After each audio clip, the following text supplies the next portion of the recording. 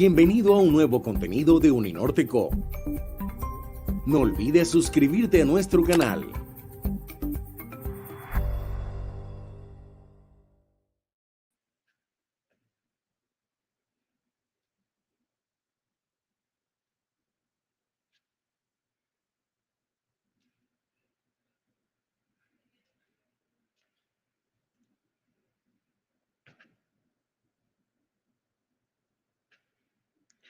Muy buenas noches a todos, bienvenidos a esta sesión de el día sin auto, este conversatorio donde vamos a compartir experiencias de algunas ciudades y adicionalmente vamos a compartir también las opiniones de algunos expertos respecto a la movilidad motorizada y también la movilidad activa. Entonces, yo voy a empezar con una pequeña introducción respecto a lo que esperamos de este conversatorio y pues por supuesto voy a darle la bienvenida a nuestros ponentes para poder iniciar entonces con el conversatorio que tenemos preparado para ustedes. El automóvil y la motocicleta en poco más de un siglo ha transformado las ciudades en las cuales nosotros vivimos. Gran parte del espacio urbano, tanto el público como el privado, se ha destinado para los automóviles. El automóvil también ha contribuido a la expansión de la mancha urbana en nuestras ciudades y también a la consolidación de los suburbios. Gran parte del espacio urbano entonces ha sido cedido a los autos, ¿sí? Que en no pocos casos además ha implicado restar espacio a la movilidad activa y considerarse movilidad activa peatones y ciclistas. A propósito, pues estamos en el Foro Nacional de la Bicicleta y en la Semana de la Movilidad, entonces este tema, por lo tanto, es de mucha importancia para nosotros. El auto, además, está incrustado dentro de la cultura popular como un símbolo de progreso económico. Es cierto que el automóvil también se ha beneficiado de algunos avances tecnológicos, incluyendo pues las tecnologías de información. Ahora hay muchísimas aplicaciones también que promueven el uso del automóvil y además también hay algunos desarrollos asociados a la electrificación de los autos y también de las motocicletas e incluso de las bicicletas. Quienes promueven el uso del auto, entonces normalmente son sectores que pueden acceder a él, que son de altos ingresos típicamente, y pues resaltan sus bondades en cuanto a confort, en cuanto a velocidad, a conveniencia y también a libertad. En síntesis, es una solución individual al problema de la movilidad.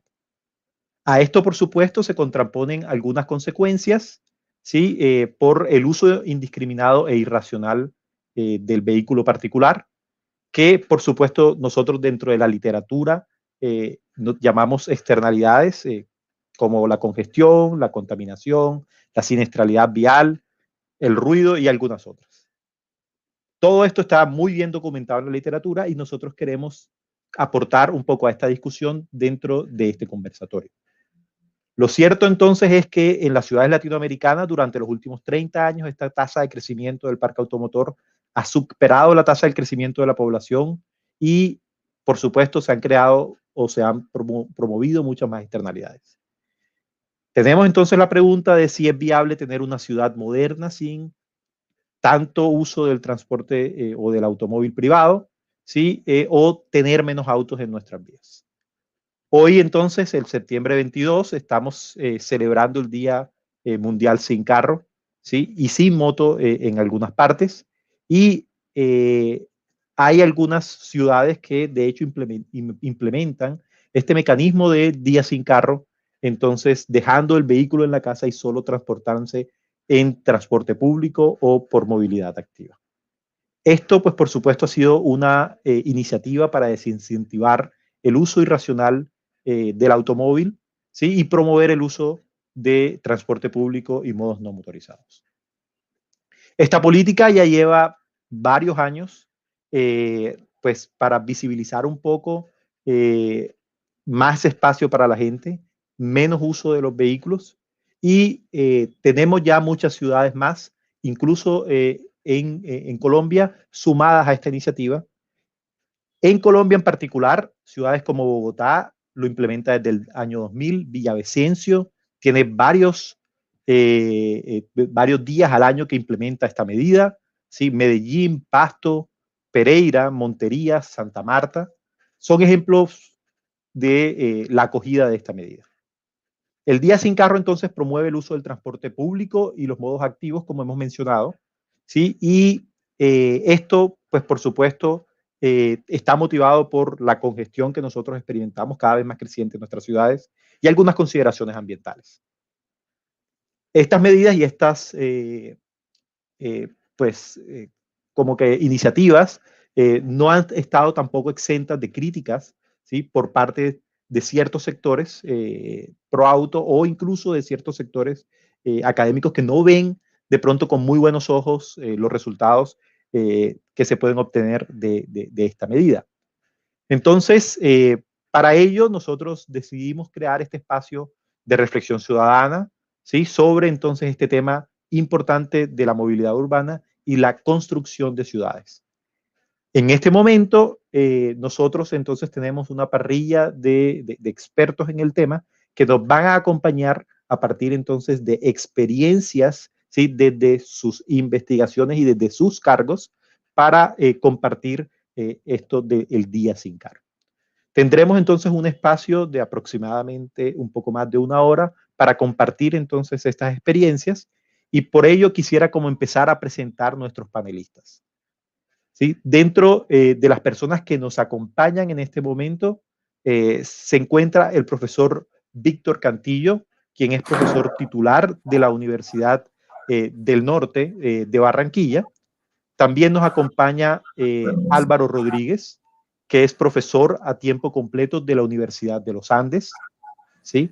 Está William Fernando Camargo, quien es gerente de estructuración de Invías, ¿sí? Y también estuvo de secretario de Movilidad de Cali. Por favor, corríjanme si algo digo mal.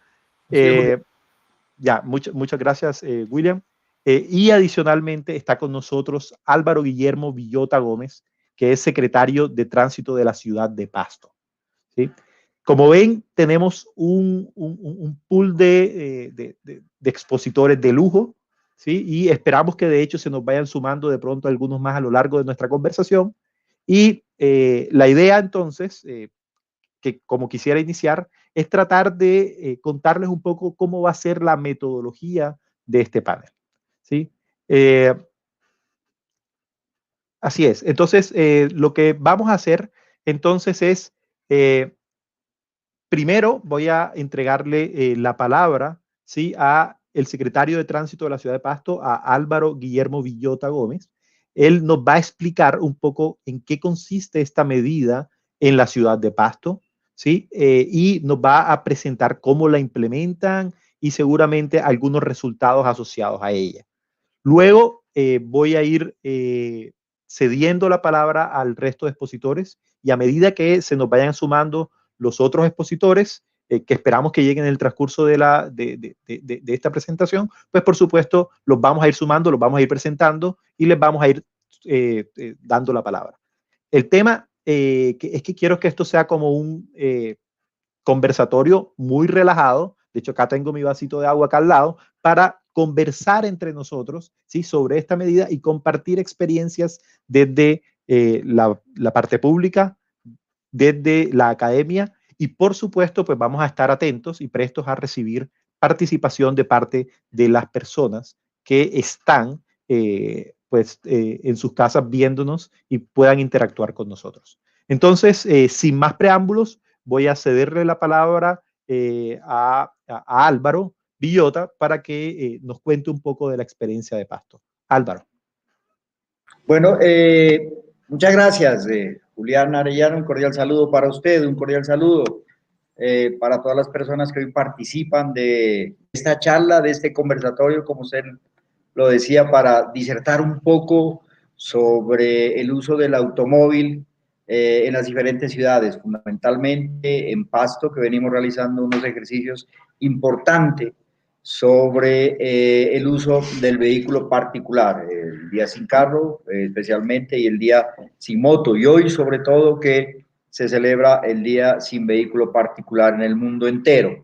En ese sentido, hemos venido realizando desde Pasto una serie de acciones orientadas precisamente a fortalecer la movilidad sostenible, la movilidad activa, con una serie de actividades que están consignadas en nuestro plan de desarrollo, pero que también venimos realizándolas desde diferentes órbitas, desde el tema de infraestructura, del tema de cultura, del tema de seguridad. Hemos venido abordando estos temas, estos aspectos de manera decidida, de manera contundente, para generar también algunos cambios culturales en la comunidad del municipio de Pasto, en la forma de movernos, en los modos de movilizarnos, por supuesto, y pensando fundamentalmente en un desarrollo humano sostenible, donde se coloca al ser humano como eje y centro de desarrollo. Para hablar un poco del tema que nos ocupa y de la invitación que nos han hecho muy amablemente, y lo cual nos honra y es un honor poder participar con estas personas conocedores, amplios conocedores de este tema, pues es de verdad un privilegio. Nosotros hemos traído una presentación para contarles un poco cómo ha sido el desarrollo del Día Sin Carro, del Día Sin Vehículo Particular y del Día Sin Moto en nuestro municipio, que viene ya desarrollándose desde hace varios años atrás. Por eso quiero hacerles a ustedes esta presentación, que me regalen unos 10 minuticos para contarles un poco cómo ha sido el desarrollo y la implementación del Día Sin Carro en el municipio de Pasto. Entonces, primero quiero presentarles un saludo muy especial, pues, desde esta administración de este periodo que lidera nuestro alcalde, el doctor Germán Chamorro de la Rosa, alcalde del municipio de Pasto, quien tiene su plan de desarrollo denominado La Gran Capital, y específicamente, pues, desde la Secretaría de Tránsito. Para entrar en el tema y para ubicarlas a muchas personas que hoy nos acompañan, sé que se conectan de muchas partes de nuestro municipio, de nuestro departamento, de Colombia y de otros países. Entonces, a manera de ubicación, simplemente la localización de nuestro municipio de Pasto, que se encuentra al sur de nuestro país, de Colombia, con 445,000 habitantes, de los cuales el 83% está en la parte urbana.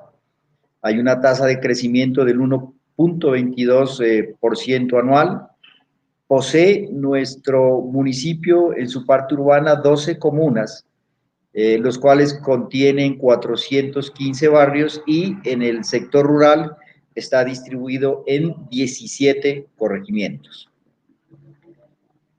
Esta es una información muy importante que quiero comentarles a ustedes y compartir con ustedes, no sin antes comentarle que Pasto es una de las ciudades que tiene ya su plan maestro de movilidad y espacio público, para lo cual se hizo un diagnóstico importante que nos llevó a tener la información que les estoy presentando a continuación, y que quisiera sobre todo recalcar en un aspecto fundamental. Vemos cómo era la repartición modial de Pasto en el 2006 y cómo viene en el 2017, lo cual también llega a tomar estas decisiones importantes de establecer cada año o año tras año más días sin vehículo particular en el municipio de Pasto.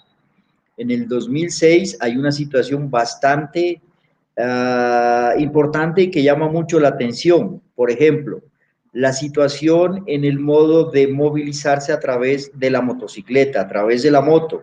En el año 2006, como pueden ver, apenas este modo de movilizarse en la motocicleta ocupaba un 3% del total de viajes que se realizaban. Hoy ha crecido a un 20,9%. Y ese espacio que ha ganado la motocicleta lo ha perdido el transporte público colectivo urbano. Diríamos tal vez por dos situaciones. Una, tal vez porque el desarrollo de estos sistemas de transporte colectivo no han sido lo suficientemente buenos para garantizar y absorber toda esa demanda tal vez de usuarios, y otro porque también la forma de movilizarse a través de la motocicleta pues ha ido ganando espacios, pero también en ciudades.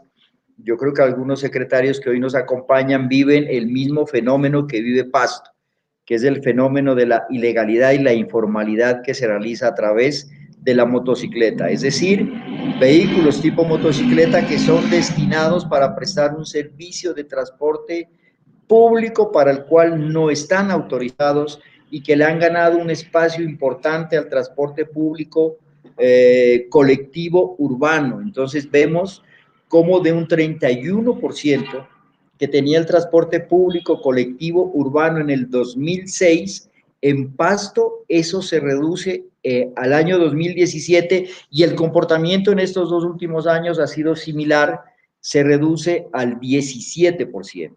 Recalco nuevamente cómo esa demanda pues la ha ido sustituyendo o la ha ido tomando la motocicleta. En 2 aspectos, algunas personas digamos que ya eligieron la motocicleta como una forma de movilizarse para moverse con su familia, con su núcleo familiar, para asistir al trabajo, y es una demanda que ya la ha perdido el transporte público. Pero también, como les comentaba, hay usuarios del transporte público colectivo que se han pasado a la motocicleta como un medio de desplazamiento, digamos, más ágil, más rápido y tal vez con un servicio que se presta puerta a puerta, pero con todos los riesgos que tiene en el tema de seguridad vial, en el entendido que, por ejemplo, yo creo que en Pasto y en Colombia entera, en Pasto el 70% de la siniestralidad vial, de los muertos ocasionados a raíz de los accidentes, pues se presentan precisamente en motocicletas, bien sea esto, conductores o sean ocupantes de este tipo de vehículos. Entonces, estas situaciones nos llevan a tomar decisiones también que están contempladas en nuestro plan de movilidad y espacio público. Vemos cómo la bicicleta también en estos 10 años ha ganado un espacio importantísimo del 0.8, estábamos en el 1%, pasamos a 1.8. La meta que tenemos establecida en este cuatrenio es que podamos llegar a un 2% más, es decir, a un 4% de la población que elija la bicicleta como un medio de transporte y los modos de viaje se incrementen en este tipo de vehículos. De igual manera, se refleja, y Pasto, yo creo que muchas ciudades también intermedias de Colombia, es una ciudad monocéntrica, donde la población hace sus gestiones del sector financiero, de demanda de servicios, de demanda de algunos productos, en el centro de la ciudad. Por eso vemos que el peatón, digamos, no ha perdido espacio, hay un 38% que sigue caminando la ciudad, que sigue disfrutando la ciudad, que hay espacios y hay recorridos y distancias que son todavía caminables en nuestro municipio. Aquí, a manera también como de ilustración, queremos informarles cómo está compuesto el parque automotor en el municipio de Pasto. El crecimiento y la motorización es impresionante en los últimos 10 años, sobre todo el crecimiento del parque automotor en motocicletas. Está compuesto nuestro municipio por el 70% de vehículos tipo motocicleta y un 62% de automóviles diferentes a las motocicletas, que representan 62.251 vehículos. Esta es la composición del parque automotor. En maquinaria tenemos un 2%, motocicletas ya les comentábamos que tenemos una representación del 70%, vemos como en esa gráfica pues la participación grandísima en motorización, y eso es algo vertiginoso, el crecimiento de este tipo de vehículos, y creo que sobre todo en época de pospandemia, la forma de movilizarnos va a ser de manera individual, y es peligroso cómo puede crecer la demanda y la utilización de motocicleta para movilizarse de manera individual, si no actuamos de manera contundente para posicionar otros medios de transporte como es la bicicleta creo que podría existir el riesgo, incluso pues de que se incremente la accidentalidad y la siniestralidad en este tipo de vehículos. En el tema de buses y busetas hay un 1%, tenemos un parque automotor de 503 buses en la ciudad de Pasto, y en automóviles estamos en un 27%. Aquí está incluido todo el tema de vehículos de servicio particular, en un transporte individual tipo taxi, los vehículos de servicio público, que representan más o menos 3.016 vehículos de servicio público de transporte individual tipo taxi que tenemos en el municipio de Pasto. Esta es una tasa de crecimiento acumulada en 6 años, del 2013 al 2019. Igual vemos cómo el crecimiento de la motocicleta sigue teniendo un lugar protagónico del 64%, automóviles del 43%, maquinaria el 27% y vehículos tipo bus y buseta el 8%. Aquí está un poco cómo se mueve Pasto, y quisimos traer esta gráfica porque cuando se presenta el día sin carro se aplana la gráfica, y aquí está por horas. Entonces vemos cómo los modos de viaje, fundamentalmente lo que más se ve y lo más común es el de compras al hogar, y vemos algunos picos. Sobre todo miren lo que refleja ciudades intermedias todavía como Pasto, donde los trabajadores, donde los estudiantes de algunas instituciones educativas todavía podemos ir a mediodía a la casa, a almorzar, a compartir con los hijos y retornar nuevamente al trabajo. Por eso, entre las 12 y las 2 de la tarde se presenta un pico bastante importante. Esta situación, por ejemplo, no sucede y se aplana cuando se llevan a cabo el día sin carro, porque se establecen también jornadas continuas, y entonces el pico se presenta ya en horas de 4 a 5 de la tarde.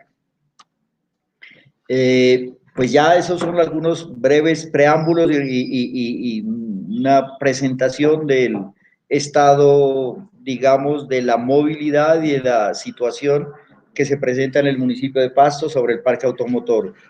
A continuación queremos presentarle ya unos resultados sobre el día sin carro y sin moto. No sin antes comentarles que hoy Pasto, en general, sus autoridades, su alcalde, pues nos sentimos muy satisfechos y muy contentos porque hoy llevamos a efecto una jornada de día sin carro y sin moto, el día sin vehículo particular, pero voluntario. Y fue altamente satisfactorio ver cómo se acató. Aproximadamente en un 60% acataron esta disposición. Tuvimos una disminución considerable del parque automotor, más de 90.000 motocicletas dejaron de circular y más de 20.000, 25.000 vehículos. Esto es satisfactorio porque demuestra que se está generando cultura ciudadana, que creo que es el verdadero impacto que debe generar el día sin carro y sin moto. Antes de ser una medida coercitiva, una medida que imponga sanciones, hoy se demostró en Pasto que hay compromiso, que hay cultura ciudadana, que hay responsabilidad con el medio ambiente, y de manera voluntaria se acató esta disposición emanada de la administración municipal. Entonces, más sin embargo, a continuación le queremos presentar unos resultados que también mencionar inicialmente, que están contenidos de nuestro plan de desarrollo Pasto, la gran capital. Teníamos una línea de base de 9 jornadas al año que se realizaban de día sin carro. Pues nuestra meta es ya llegar a 12, vamos a hacer 3 jornadas anuales de día sin carro particular, día sin vehículo y sin moto en la ciudad de Pasto. Estos días, pues, son el día 3 de junio, que se ha declarado el Día del Ciclista, de acuerdo, con base en un acuerdo que emanado del Consejo Municipal del municipio de Pasto.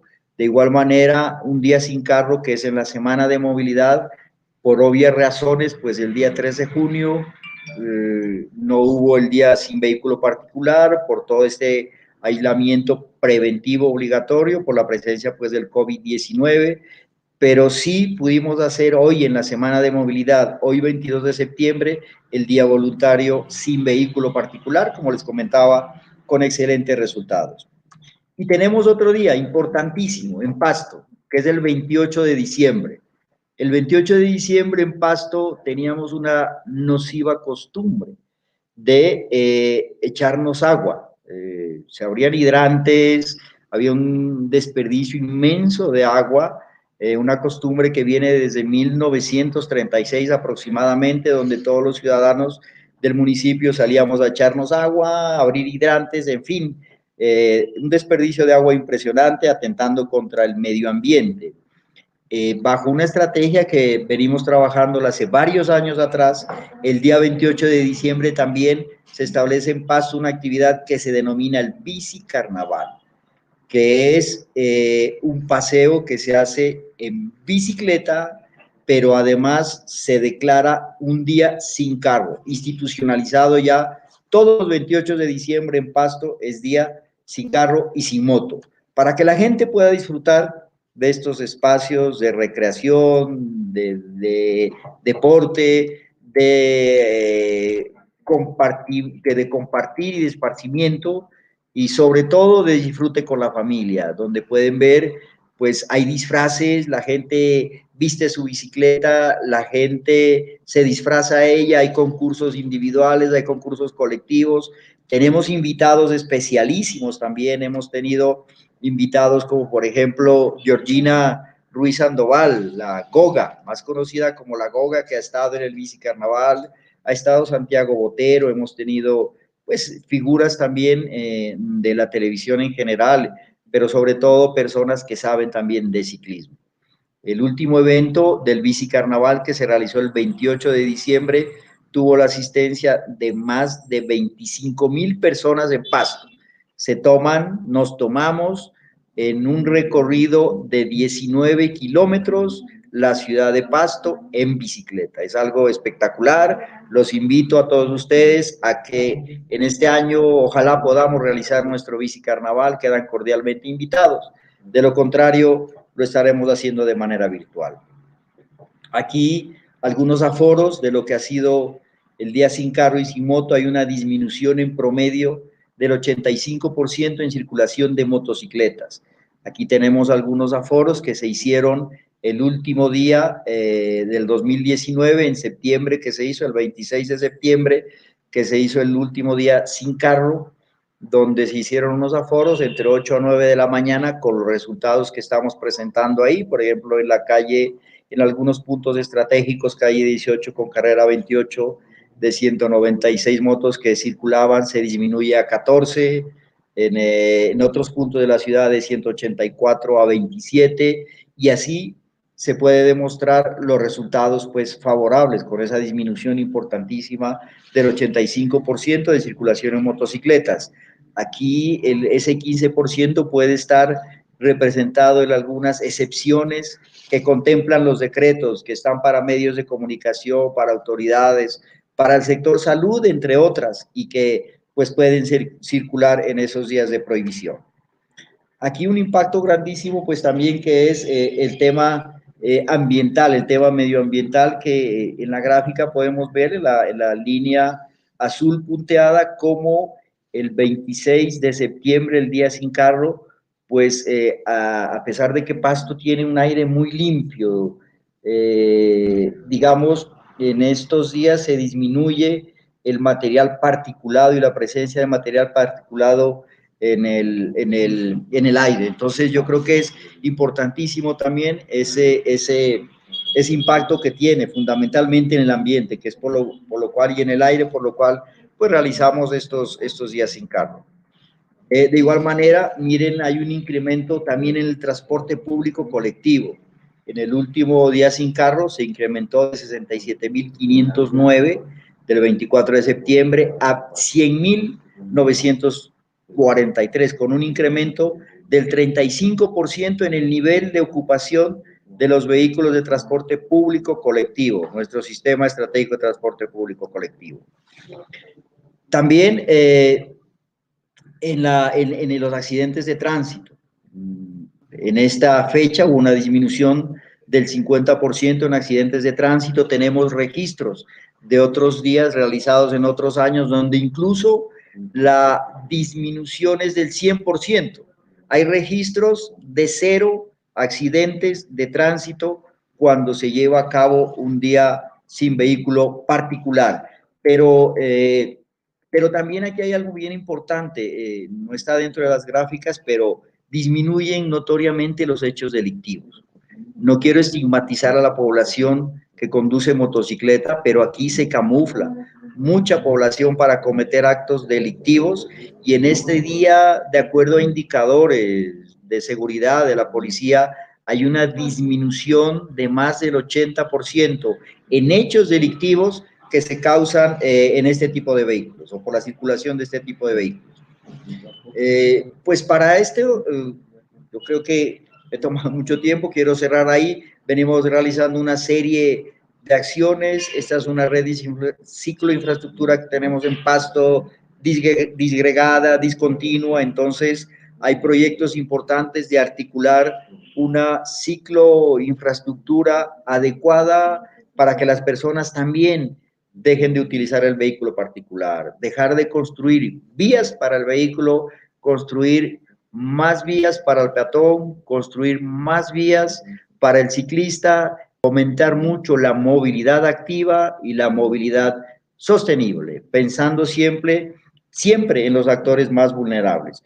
Y comentarles pues que igual los resultados de hoy no los tenemos tabulados aún en el momento, pero los haremos llegar también, pero de acuerdo a los aforos iniciales que hemos hecho, hay un resultado muy bueno, espectacular, que nos deja altamente satisfechos con el comportamiento hoy de la población pastusa, de los propietarios de vehículos particulares que decidieron de manera voluntaria dejar su vehículo en casa. Ahí cierro mi presentación. Muchas gracias y cualquier pregunta estaremos dispuestos. Muy amable. Muchas gracias, Guillermo, por tu intervención y por contarnos la experiencia desde Pasto con esta iniciativa del Día Sin Carro. Para seguir motivando la discusión, voy ahora a tratar de compartir un video que nos hace llegar Eder Muñoz, quien es secretario de Movilidad de Villavicencio. Entonces, si la tecnología me lo permite, sí, voy a hacerlo. A ver si no me falla esto. Y ya debería estar compartiendo, si voy a darle play. Entonces, espero que todos escuchen la intervención. No sé si se está escuchando, entonces, por favor.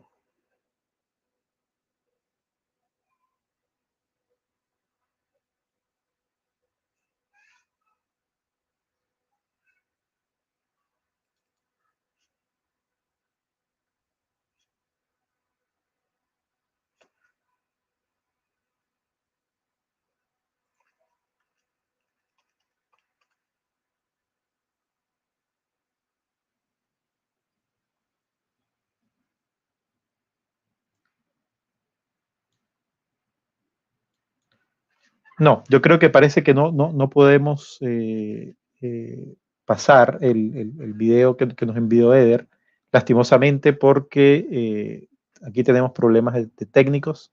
Así que, bueno, los interesados, entonces seguramente les voy a hacer llegar la presentación de Eder, que nos iba a compartir la experiencia desde la ciudad de Villavicencio. Entonces yo creo que a partir de la presentación de Guillermo, podemos nosotros empezar nuestra conversación con los expertos que nos acompañan el día de hoy. Y quisiera empezar con Álvaro Rodríguez, quien es profesor de la Universidad de los Andes, preguntándole un poco cuál es su visión respecto al futuro de los días sin carro. Álvaro. Gracias, Julián. Los días sin carro, pues como nosotros sabemos aquí en Bogotá, es una tradición que tenemos desde hace ya varias décadas y ha sido algo muy exitoso para la movilidad. Digamos que el tema del COVID, que es un tema bien importante en nuestra realidad, es algo que llegó y que nos ha cambiado la movilidad y creo que nos la va a cambiar para siempre. Hay un tema bien interesante que no se discute mucho y que se asocia directamente con la movilidad y es el teletrabajo. Entonces, al menos aquí en Bogotá, yo he podido percibir en días como hoy, donde ya la reactivación económica es casi del 100%, que sí efectivamente se están haciendo menos viajes, en especial para los sectores de servicios, de educación, que son usualmente las personas que pueden tener mayores ingresos. Y eso pues también puede estar llevando a que pues sin quererlo hayamos resuelto la congestión de manera como involuntaria. No sé qué opinan Víctor, William, los otros panelistas sobre el futuro.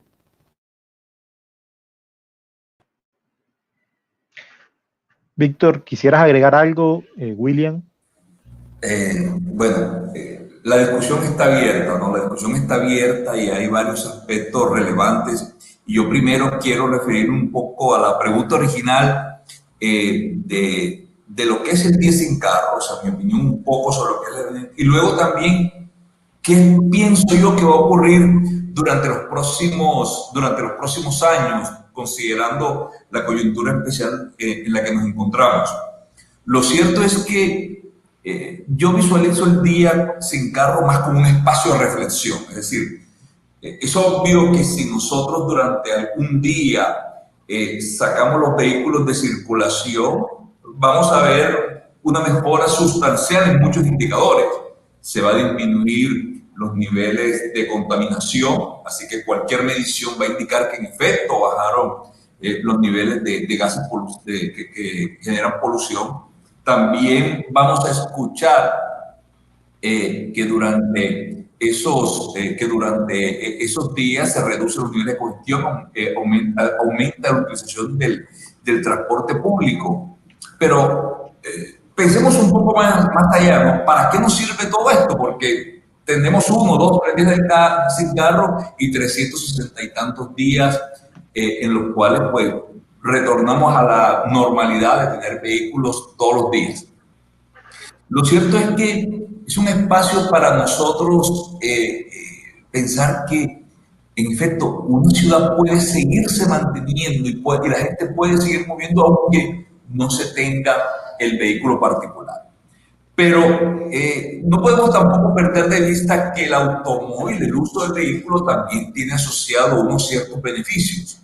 De tal forma que desde la perspectiva del análisis económico, el problema no es simplemente prohibir o evitar a toda costa el uso del automóvil, sino garantizar que su uso sea efectivamente racional y que las personas, incluso teniendo la posibilidad de hacer el vehículo, para sus viajes cotidianos prefieran utilizar modos que sean sostenibles. Yo creo que ese es el propósito fundamental de una política como esta, como el día sin carro, y hacia allá es que se debe orientar la discusión. ¿De qué manera construimos ciudades que sean menos dependientes del automóvil?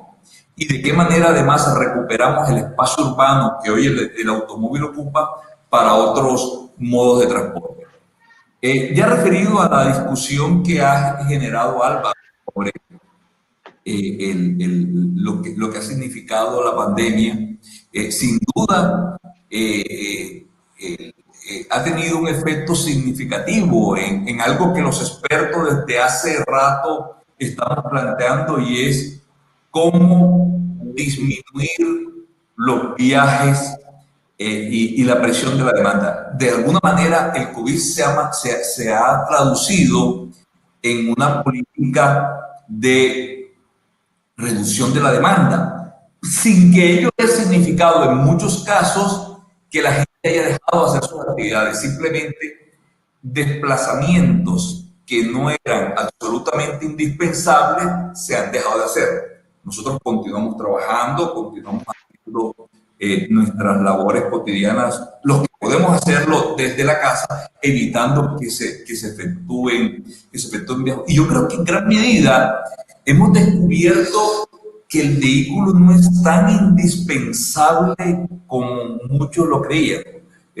Normalmente cuando uno a una persona le pregunta por ¿Cuál es su percepción del automóvil? La persona casi que dice, es indispensable para mi vida, no puedo vivir sin el auto. Y yo creo que estas condiciones nos han llevado a replantear ese hecho. Es decir, el automóvil en efecto es un facilitador para muchas cosas, pero de ninguna manera puede pensarse que es indispensable para las ciudades. Una movilidad sin el vehículo sí es posible, sí es posible. Gracias, Víctor. Bueno, yo creo que quisiera aprovechar ahora la presencia de William Camargo con nosotros, porque es una persona muy interesante porque ha vivido como los dos mundos. Bueno, Víctor también, pero William recientemente, ¿sí? La experiencia de ser secretario de movilidad en Cali, ¿sí? Y también como estructurador del Invías y además como académico. Entonces, William, quisiera que nos contaras un poco tu experiencia de los impactos de estos días sin carro en las ciudades, en particular en Cali, ¿sí? ¿Cómo fue tu experiencia? Y también conocer un poco tu opinión respecto a las opiniones que nos ha compartido, bueno, primero Guillermo, luego Álvaro y después Víctor. William. Bueno, Julián, efectivamente la presencia del vehículo en nuestras ciudades es algo que de alguna manera en estos momentos de COVID nos ha llevado a reflexiones que en el pasado de alguna manera se soslayaban. Yo tengo, por ejemplo, la experiencia de Cali. El año pasado en Cali discutir o plantear el día sin carro fue un tema que coincidía con la finalización del periodo de la administración y adicional a eso veníamos de unas discusiones sobre temas de la imposición, o más que la imposición, la gestión del cobro por estacionamiento en algunas zonas de la ciudad. Y eso obviamente genera una tensión muy fuerte porque es tratar de regular el uso de los vehículos y el aprovechamiento por freeriders del espacio público. De alguna manera, cada vez que se intenta devolver un poco la película y devolver espacio al peatón, al ciclista, hacer que los vehículos, los propietarios de ellos, asuman sus externalidades, se generan unas tensiones en las ciudades con altas tasas de motorización que de alguna manera llevan, digamos, a las administraciones a reflexionar sobre los cambios y la velocidad con la que ellos se pueden hacer. Es indudable que, y yo me apego un poco a lo que decía Jaime Lerner, los vehículos son el cigarrillo de las ciudades. Sin darnos cuenta, el uso excesivo de los mismos genera afectaciones importantes en temas económicos, en temas de congestión, en temas de contaminación, en temas de aumentos de tasas de motorización y de tasas de siniestralidad. Y en la medida que las ciudades no asumen medidas que disminuyan su utilización y hagan, como lo refería Víctor, más eficiente su uso, obviamente estamos condenando cada vez más nuestras ciudades a que vivan más enfermas, a que pierdan competitividad, a que el transporte público siga perdiendo usuarios y obviamente las ciudades siguen enfermándose. Cali es una ciudad con una tasa de motorización tal vez creo que de las más altas del país, tanto en vehículo particular como en moto. Hay unas zonas con tasas de motorización similares a países americanos, 400, 500 vehículos en algunos sectores del sur de la ciudad, obviamente por una tenencia muy alta. Y algo que también refería Víctor y Álvaro en su reflexión y que nos mostraba Guillermo que es posible cambiar, y es el tema de alternativas para la movilidad y también pensarse las ciudades desde la planificación urbana. Parte de lo que estamos viviendo hoy con viajes pendulares es una consecuencia de decisiones de planificación de hace 30 o 40 años, cuando asumimos la zonificación y cuando planteamos la expulsión, por ejemplo, de equipamientos hacia la periferia de las ciudades. Cali tiene la misma situación que vive Bogotá con la expulsión de colegios. En Cali es al sur y en Bogotá es al norte. Y esos viajes pendulares de los padres llevando a sus hijos al colegio, obviamente en vehículos particulares con tasas de ocupación de 1.5 a 2 en horas pico, pues genera un problema de congestión complejo en el caso de Bogotá en el norte y en el caso de Cali en el sur. Entonces, no podemos desligar que todas estas iniciativas de Car Free Day, de días sin carro, son bienvenidas una vez al año, pero deberían ser más, pero deben llevarnos también a reflexionar sobre la forma como la planificación urbana y el transporte paulatinamente van devolviéndonos un poco la película y llevándonos a ciudades mucho más compactas, al tema de las centralidades y ese paradigma que ahora nos venden como nuevo, pero que lleva bastante rato instalado en la mente de los urbanistas de la ciudad de los 15 minutos para que sea una posibilidad. Obviamente que eso es un proceso de mediano plazo, en eso no hay que llamarnos a falsos optimismos. Todo el tema de la ciudad de 15 minutos está cruzada por incentivos económicos, por localización de actividades equilibradas en el suelo, que realmente es un tema que tiene que ver con incentivos, pero no puede desligarse la planificación urbana de la planificación de transporte. Y creo que ahí cada vez más los diálogos entre estas dos disciplinas se están acercando y obviamente estas iniciativas que deberían ser más, insisto, nos llevan a pensar, junto con lo que nos sucede con COVID, que el vehículo es un elemento importante, pero no es imprescindible. Podemos desarrollar, como lo decía Víctor, las actividades desde, llamémoslo así, el teletrabajo. Para otros no es tan fácil, pero indudablemente esa parte de reparto modal que hoy en día se puede hacer desde la casa, sin necesidad de desplazamiento, y la eliminación, o mejor, el traslado a estas sesiones virtuales, nos ha enseñado que es posible tener una mejor movilidad sin dependencia tan alta de los vehículos particulares.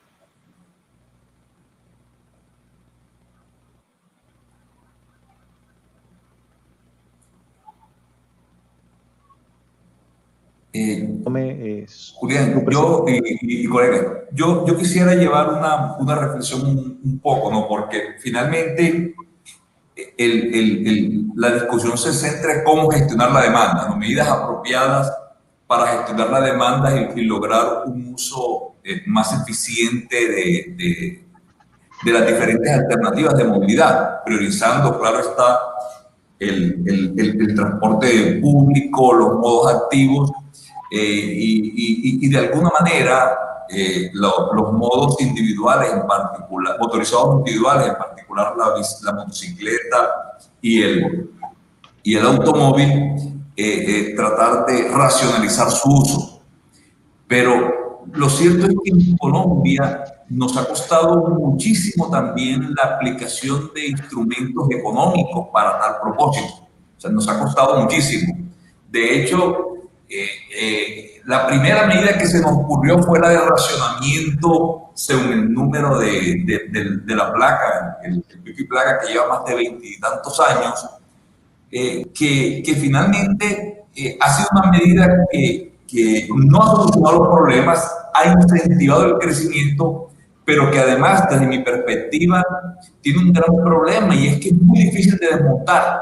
Es muy difícil de desmontar, pero pasar hacia digamos, soluciones más acordes con la economía de transporte y con el comportamiento de los individuos, como lo es el cobrar por el uso del espacio público, ha sido tremendamente difícil. Quienes hemos estado en el sector público muchas veces ante esas iniciativas nos encontramos con una feroz oposición por muchos sectores, incluyendo influyentes sectores políticos.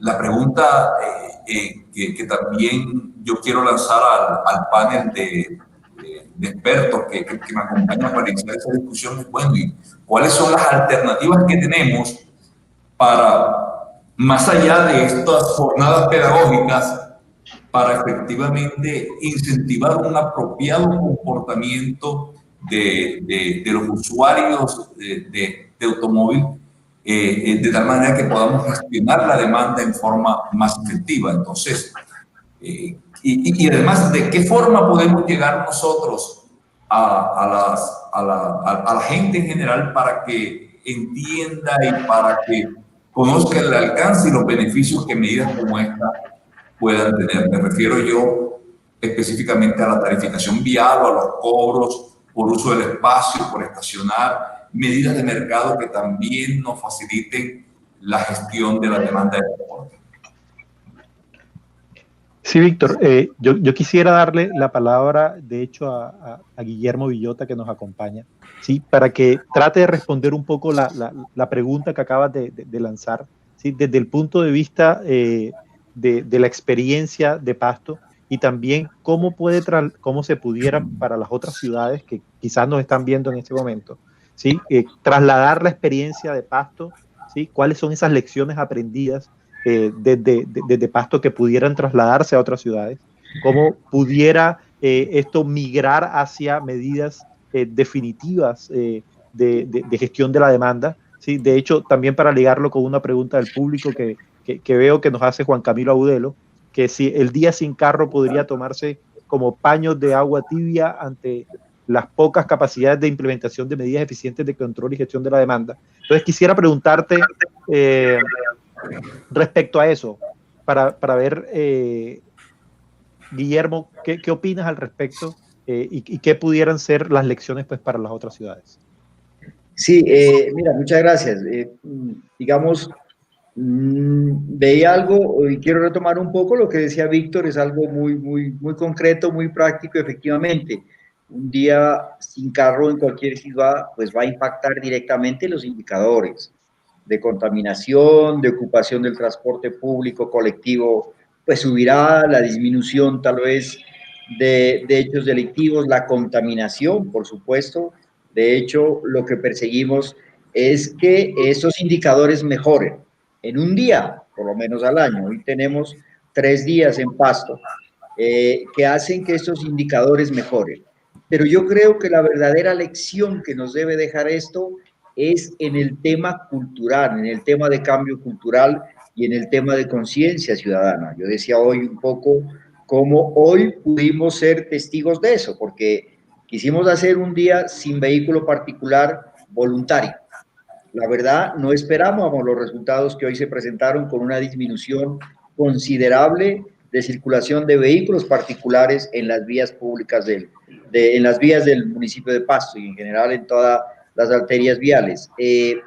Hemos venido siendo testigos en las últimas décadas cómo las ciudades se estaban diseñando para el vehículo.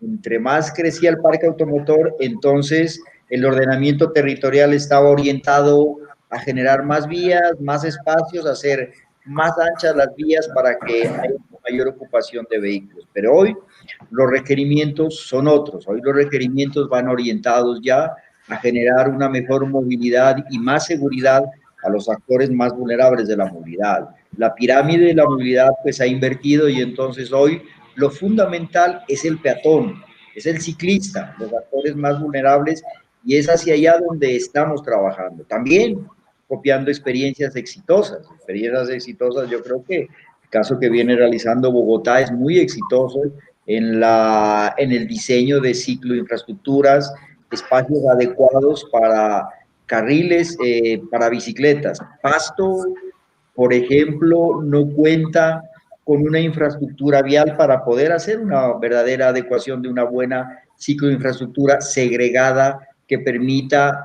la circulación individual entonces de bicicletas y de vehículos.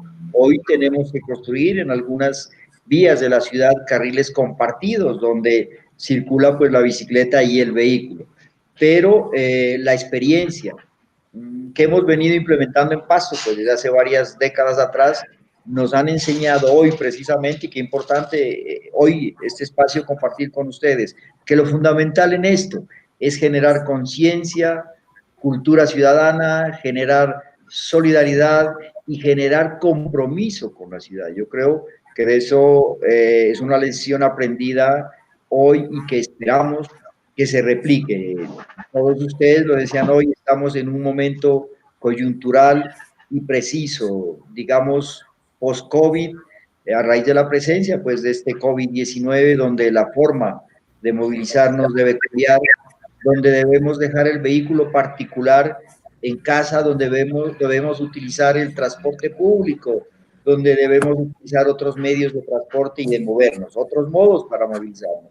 Y creo que este es el momento preciso para posicionar la bicicleta. Nosotros como activistas también y como apasionados del uso de la bicicleta, pues estamos fomentando mucho el uso de la bicicleta en nuestro municipio, para que no únicamente sea un modo de transportarse o un modo de hacer deporte de recreativo, sino que también se constituye en un modo importante para movilizarnos al trabajo. De hecho, hoy también lanzamos una importante estrategia que se ha denominado al trabajo en bici, donde no únicamente se trata de exponer una estrategia, sino también apoyar a los funcionarios con la entrega o con el préstamo de bicicletas para que puedan utilizar este medio de transporte, ir a su casa y disfrutar también el espacio. Entonces, yo creo que en conclusión, digamos, la lección que nos debe dejar es el tema de cambio de cultura ciudadana y de comportamiento. Cuando lleguemos a ese punto donde no sea necesario implementar días sin carro en las ciudades para generar menos contaminación, para generar más conciencia, yo creo que hemos avanzado significativamente en los modos de movernos en las ciudades y tendremos una movilidad mucho más humana. Muchas gracias, Guillermo. Retomando un poco tu respuesta, quisiera pasar ahora a donde Álvaro, ¿sí? Y preguntarlo también un poco de la experiencia de Bogotá, que nos mencionaba también Guillermo como uno de los ejemplos, ¿sí? Y de las ciudades donde se implementa el día sin carro.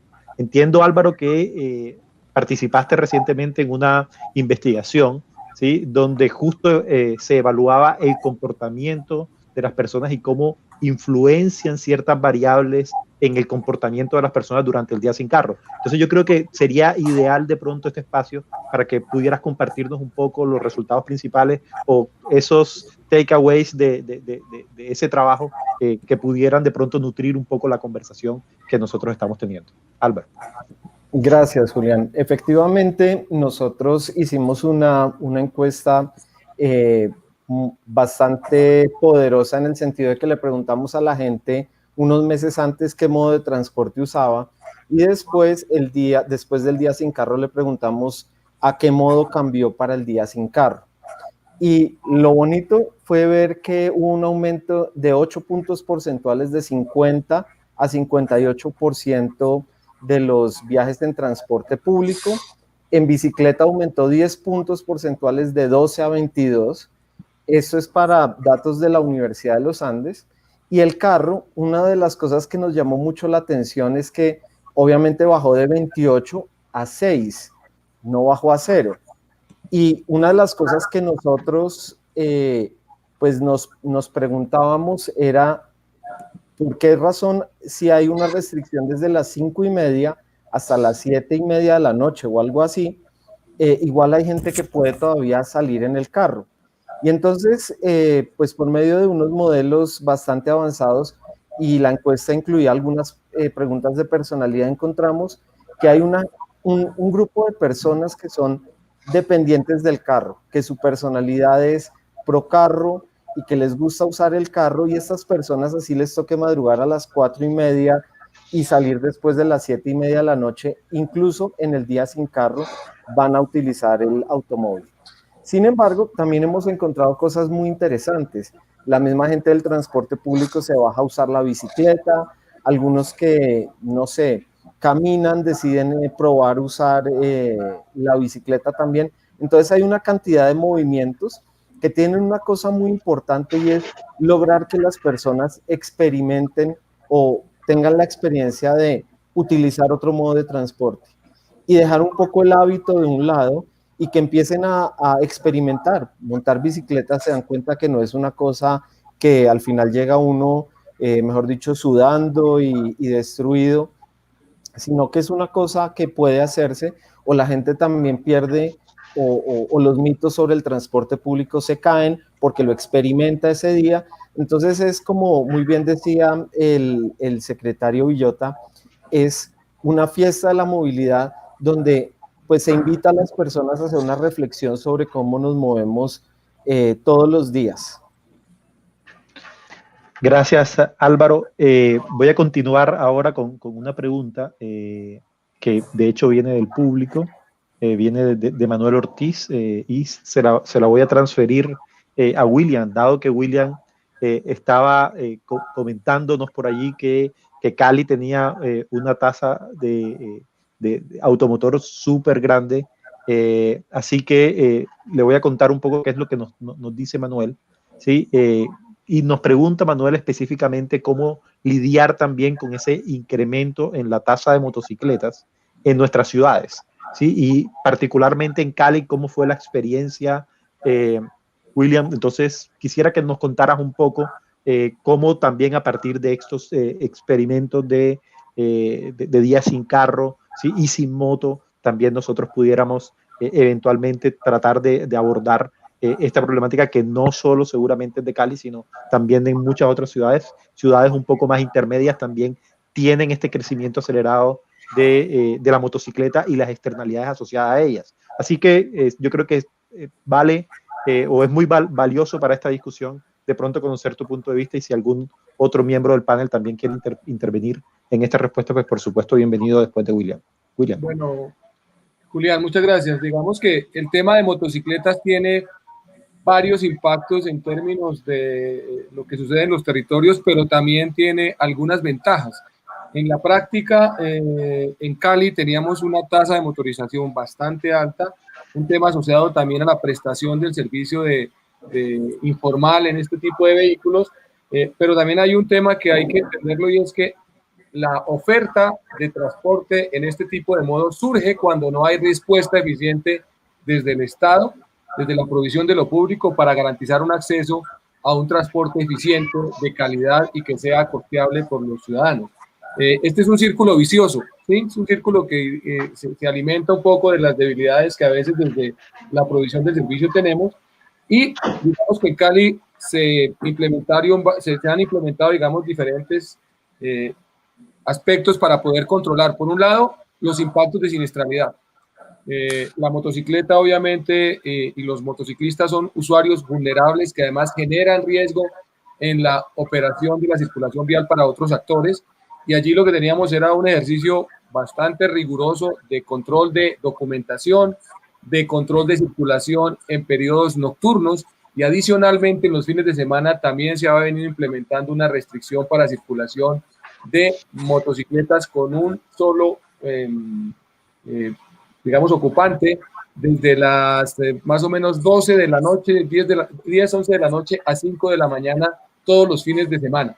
Eso permitió disminuir, por un lado, la siniestralidad. El tema, digamos, de controlar documentación permitía disminuir que conductores que no tenían documentación al día y que muchas de las veces no estaban formados para conducir motocicleta, estuvieran circulando por la ciudad. Este era un ejercicio que se hacía, digamos, de manera cotidiana. Y un tema que es súper importante acá es la capacitación en el uso y en la conducción de estos vehículos. Parte un poco de lo que ha venido promoviendo la agencia y que esperamos que muy pronto avance con pasos más firmes frente a eso.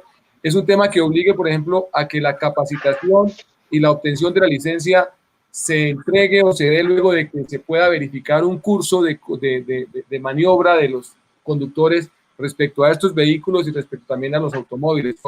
Un poco el tema de demostrar las destrezas en la formación que reciben los conductores en las motocicletas. Nos comentaba Luis Felipe Lota que muchas de las veces los nuevos dueños de motocicletas estaban aumentando las cifras en los 2 primeros años de utilización de motos nuevas.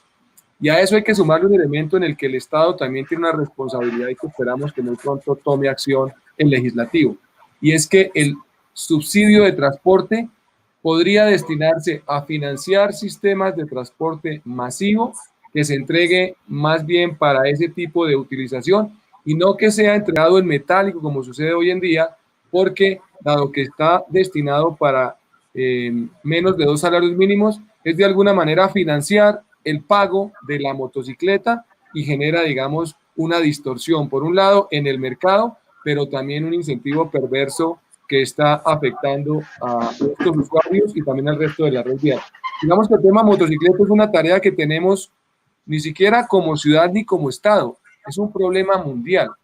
Y obviamente esto va de la mano de capacitación, de mejorar los sistemas de protección para los conductores de las motocicletas y también para los otros ocupantes de la red vial, y un tema también de control de las autoridades. Esto obviamente no les gusta a los motociclistas, pero hay incentivos perversos. Por ejemplo, una moto no paga peaje, una moto tiene un costo de combustible mucho más bajo, son vehículos mucho más peligrosos. Entonces, iniciativas como las que promueven países europeos de regular en los vehículos la velocidad de circulación a través de geocerca con dispositivos tecnológicos en las motocicletas también podría ayudar para que la misma moto regule su operación a través del ingreso con medios tecnológicos a zonas de velocidades más bajas y automáticamente ralentice su velocidad. Estas son, digamos, iniciativas que a nivel mundial se han venido implementando y en el que indudablemente nuestro país tendrá que entrar muy rápido porque las motos siguen poniendo, por un lado, las cuotas más altas en términos de siniestralidad y adicionalmente en los sectores económicos más vulnerables. Yo continuando con la discusión que ha iniciado William sobre el tema de la motocicleta, debo confesar que este es un vehículo que me produce ciertas sensaciones encontradas, la motocicleta. Por una parte, es un vehículo en términos energéticos y de uso del espacio mucho más eficiente que el automóvil. Es decir, ocupa mucho menos espacio, consume mucha menos energía. Bueno, sí, estamos hablando de un vehículo con última tecnología, también sus emisiones son menores, obviamente no es el caso de las motos de 2 tiempos, pero digamos que tienen muchas ventajas en ese sentido, aún desde el punto de vista de lo deseable de un modo de transporte, pero también tiene unas externalidades extremadamente altas, destacando la siniestralidad. Sin embargo, hay varias cosas importantes que quisiera enfatizar y algunas de ellas ya las mencionó William. Y es que de alguna forma es un modo de transporte que dado que desde el legislador y también desde la posición de la movilidad urbana y regional ha sido concebido como un vehículo que cumple una función social, entre comillas. Y por eso es un modo de transporte que ha sido en el fondo fuertemente subsidiado. Es subsidiado, bien lo decía anteriormente William, porque no pagan peajes.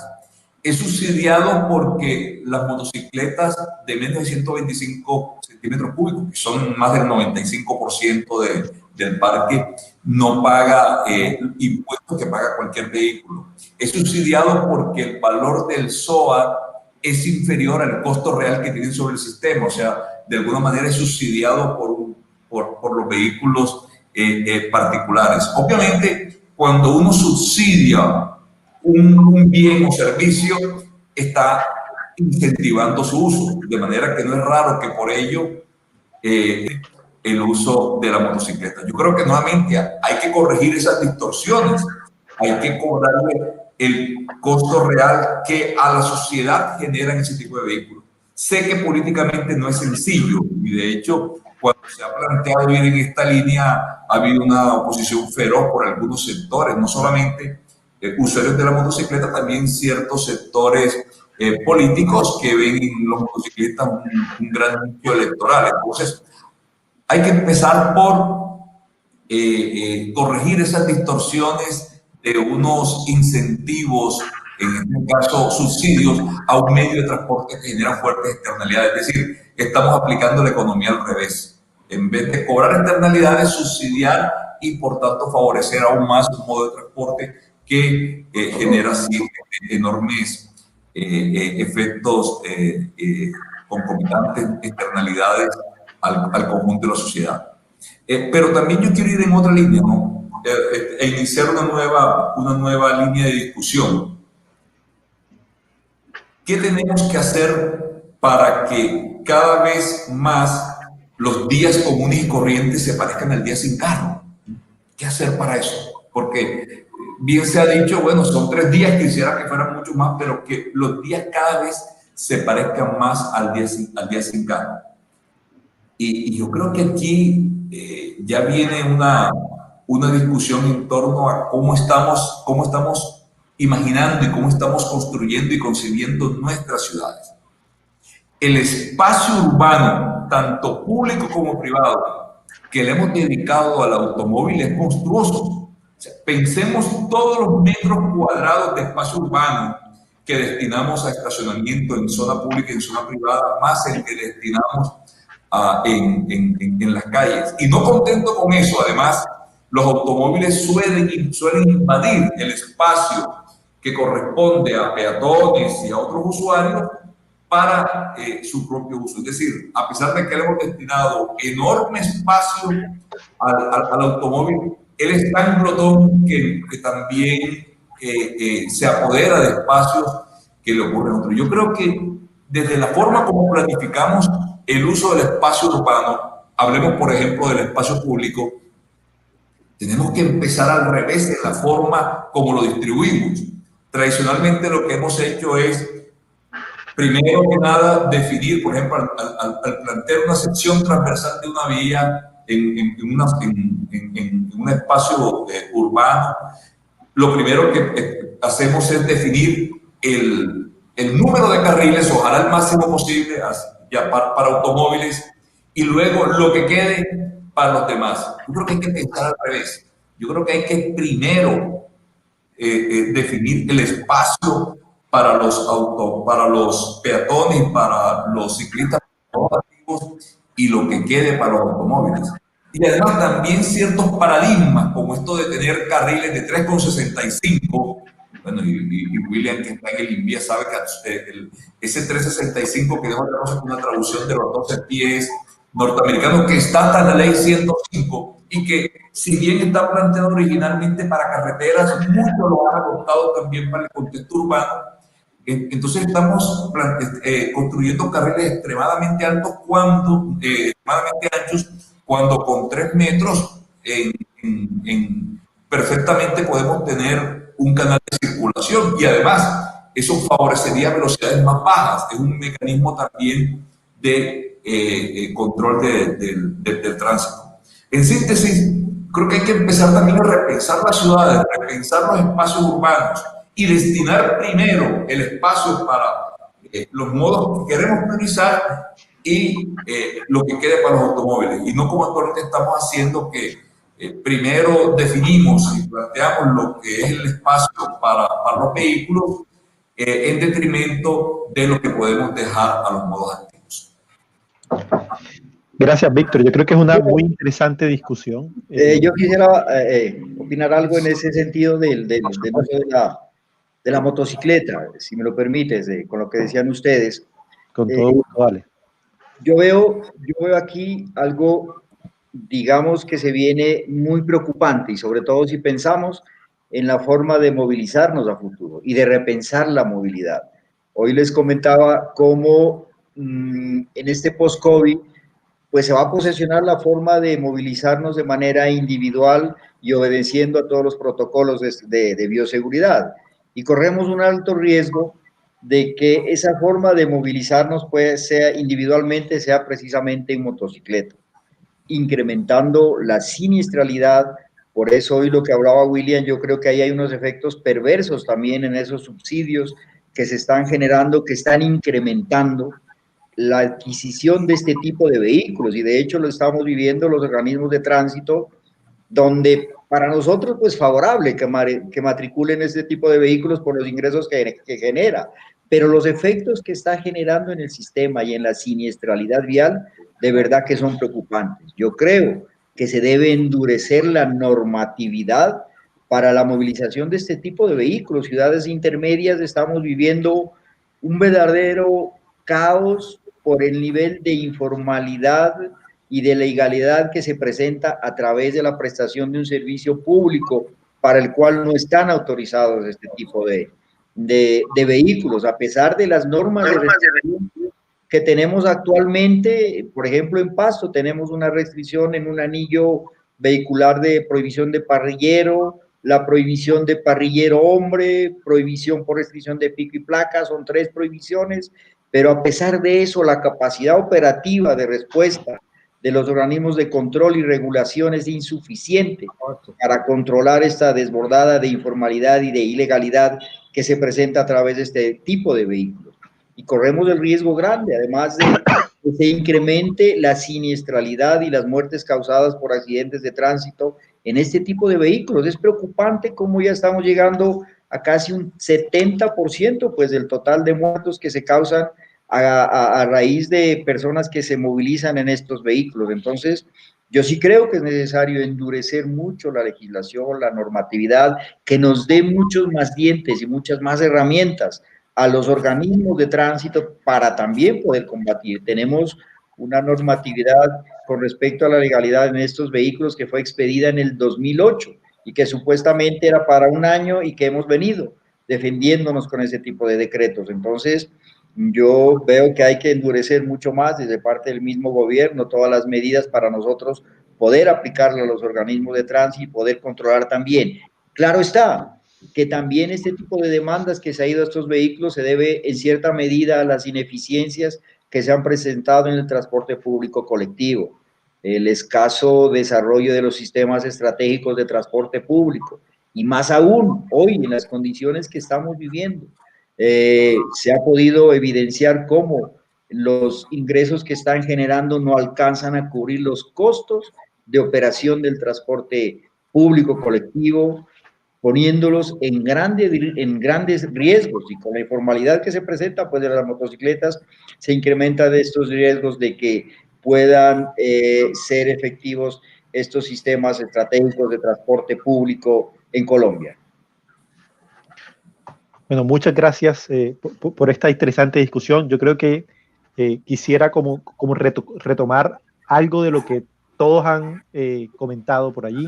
¿Sí? William estuvo hablando de no desligar, de hecho, ¿sí? Y Víctor también, Guillermo también, Álvaro también ha mencionado eso, de no desligar la planeación urbana, ¿sí? Del transporte, ¿sí? De las políticas de transporte.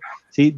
Hemos pasado por el tema de la motocicleta, hemos pasado por cómo vencer esa dependencia del automóvil, ¿sí? Y hemos también mencionado, yo creo que en cada una de las intervenciones, ¿sí? Que esta etapa de la pandemia de alguna manera ha acelerado incluso algún tipo de decisiones, ¿sí? Y ha marcado de hecho la irrupción de las tecnologías de información en la forma como nosotros nos movemos. Entonces yo quisiera ver también y preguntarles, tratando también de recopilar una de las preguntas del público, ¿sí? Dado que también estamos en el marco, ¿sí? de la Semana por la Movilidad y de hecho en el Foro Nacional de la Bicicleta, ¿cuál es la opinión, ¿sí? que tenemos nosotros como panelistas de estas medidas o estas ciclorrutas, estas ciclobandas que se han implementado en algunas ciudades? Vemos que está en Bogotá, que está en Barranquilla y en algunas otras ciudades se ha aprovechado esta época de pandemia para implementar ciclorrutas temporales, de pronto no con la infraestructura que todos quisiéramos ver, pero se ha ido aprovechando el espacio pues para brindárselo a los ciclistas, ¿sí? Y retomando un poco lo que dice Mirena Díaz, si consideran ustedes que es una solución viable para la movilidad teniendo en cuenta todos los factores como accesibilidad, inclusividad para todos los usuarios, ¿sí? Los factores del clima en algunas ciudades, e incluso creo que Felipe por allí estaba comentando también que habían problemas de pronto de seguridad también. Entonces quisiera como colocar esto también dentro de nuestra discusión.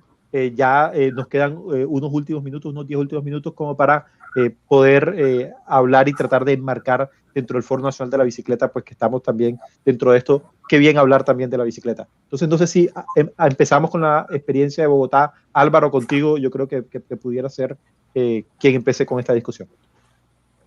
De acuerdo, muchas gracias. Yo creo que Víctor ya me ahorró en buena parte la explicación de por qué el carro no solamente tiene una cantidad de subsidios monetarios, sino también tiene una cantidad de beneficios que se ha ganado en el tiempo y que obviamente no quieren ceder.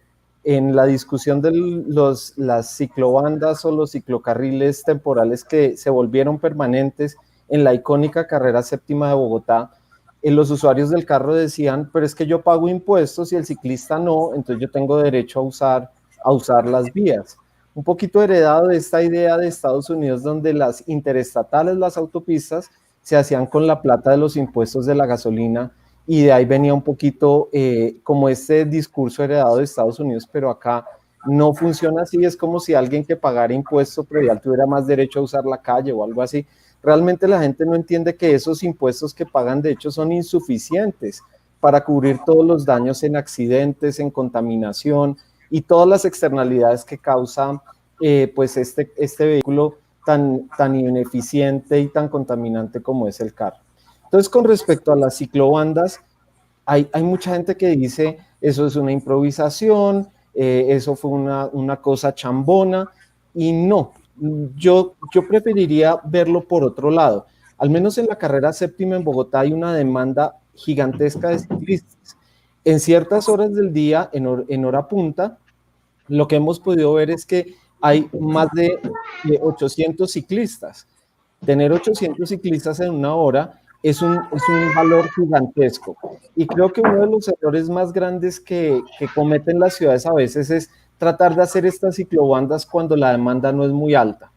Y en el libro de bicicletas que estamos sacando sobre, se llama Más allá de las mejores prácticas, mostramos el caso de Bogotá, donde la red de bicicletas inicial de finales de los 90, principios de los 2000, se hicieron fuera de vía. Porque si tú haces un carril de bicicletas para que pasen 2 ciclistas al día, evidentemente te lo van a tumbar la gente del carro. Pero cuando tú tienes una red de ciclorrutas como en Bogotá y ya empiezas a tener cerca de 900,000 viajes al día en bicicleta, más de los de la moto, un 50% más que los del taxi, pues vas a tener demanda para esos carriles de bicicletas. Entonces, creo que hay que verlo en perspectiva. Y una cosa muy importante también que tratamos de decir en este libro es que las recetas son difíciles de copiar, que cada ciudad es única, y el poder técnico, yo siento que la gente aquí en Colombia, todos como buenos colombianos somos técnicos de la selección y somos secretarios de movilidad. Entonces acá todos opinamos de la movilidad y piensan que las cosas son hechas a la chambona, y pues la realidad no es esa. Hay estudios técnicos, hay estudios de tráfico, hay simulaciones, y sobre todo, pues hay un sentido de revertir estos subsidios y estas problemáticas que se generan en el transporte. Excelente, Álvaro. No sé si, William, quisieras complementar algo respecto a eso. Sí, efectivamente, Julián, digamos varias cosas. Lo primero, las ciclobandas son de alguna manera estrategias muy rápidas de implementar. Bogotá lo demostró, Cali ya lo venía haciendo hace bastante rato también. Y es paradójico porque no nos preocupa que existan 15.500 kilómetros carril en el caso de Bogotá destinados exclusivamente a los vehículos para mover alrededor del 14% de los viajes. Pero colocamos 500 kilómetros de bicicarril, que es lo que hoy en día tiene Bogotá aproximadamente con su red de ciclorrutas, y estamos moviendo 900.000 viajes diarios. Eso es una cifra importante. Otras ciudades están empezando a implementarlas, y Álvaro refería el tema de dónde se colocan, y en eso es súper importante hablar desde la experiencia del usuario. Los primeros bicicarriles estaban en andén. No es la mejor infraestructura para un usuario de bicicleta. En la medida que esté encalzada al mismo nivel del vehículo, disuade un poco el aumento de velocidad y pacifica el tráfico. Cuando están en andén generan un conflicto con peatones, y para el usuario de la bicicleta no es la mejor experiencia. ¿Qué es básico en esto? Por un lado, que exista planificación. La emergencia es súper importante, pero la planificación es la que permite programar las inversiones y mantener la senda sostenible de invertir en infraestructura para las bicicletas. Que paulatinamente las ciudades tengan un plan al cual se alineen las diferentes administraciones, y que exista una masa crítica de colectivos bici, de personas que defiendan la bicicleta. Esto es súper importante, que cada vez más ciudades se alineen con exigir a sus gobernantes y a quienes van a regir sus destinos en las próximas administraciones que incorporen la bicicleta en el menú de las soluciones para sus ciudades. Eso es sostenible, eso es sano.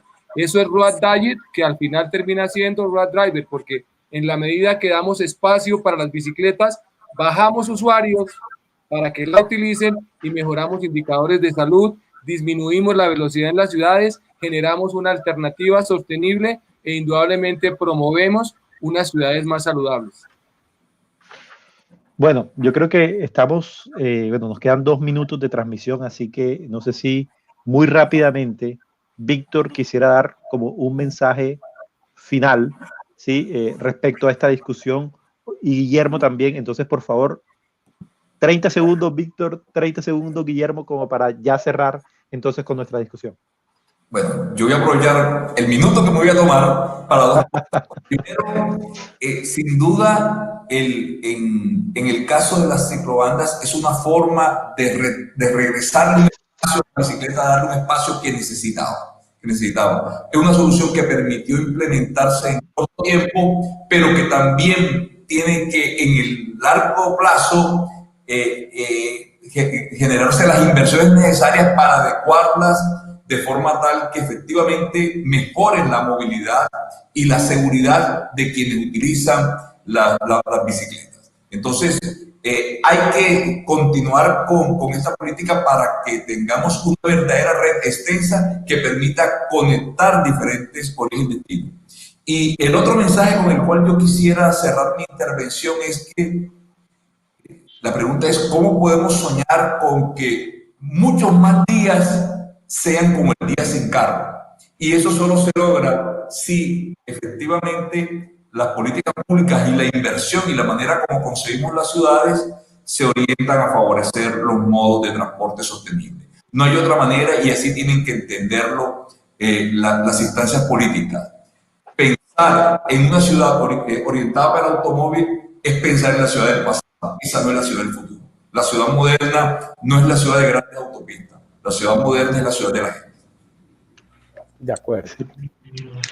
Bueno, yo simplemente agradeciéndoles y para terminar y también tomando este escaso tiempo, digamos, que concluiría diciendo que todo depende de una adecuada planeación y con los esfuerzos de planeación son de largo aliento, no son de 4 años, no son de un periodo administrativo, son continuos para poder generar conciencia, cultura ciudadana y trabajar bajo 3 variables importantes. Infraestructura, que es fundamental, yo creo que es fundamental pensar más en el ser humano, en un desarrollo humano sostenible, pensar en disminuirle también el espacio al vehículo, en peatonalizar sectores, en pacificación del tráfico. El tema de seguridad es fundamental, es muy especial el tema de seguridad, de garantizar seguridad en las vías, y el tema, creo que ya lo mencioné, pues de cultura ciudadana que es, creo que es el resultado último y final que debemos lograr, cambiar los comportamientos ciudadanos, cambiar los imaginarios, donde las personas seamos más solidarias y más responsables con nuestras ciudades humanas, un mundo más humano para los ciudadanos. Muchas gracias. Bueno, yo creo que ya no me queda más sino cerrar esta participación, no sin antes agradecerle a nuestros ponentes de lujo. De verdad, Guillermo, muchas gracias por aceptar la invitación. A William, a Álvaro, a Víctor, por traernos toda su experiencia y sus comentarios a esto, al público que pues, por supuesto estuvo activo también haciendo algunas preguntas y por haberse interesado por este conversatorio. Esperamos pues por supuesto que sigan disfrutando de el resto de eventos dentro del Foro Nacional de la Bicicleta y dentro de la Semana de la Movilidad. Así que, bueno, no me queda más que agradecerles y de verdad que hayan disfrutado igual que seguramente, me voy a tomar la vocería de todos los ponentes, disfrutamos este espacio porque la verdad muy, muy, muy ameno compartir con todos ustedes. Entonces, hasta luego y espero, pues, por supuesto, verlos pronto. Hasta luego. Adiós. Muchas gracias. Hasta luego. Los siguientes contenidos de Uninorteco te pueden interesar. No olvides suscribirte a nuestro canal.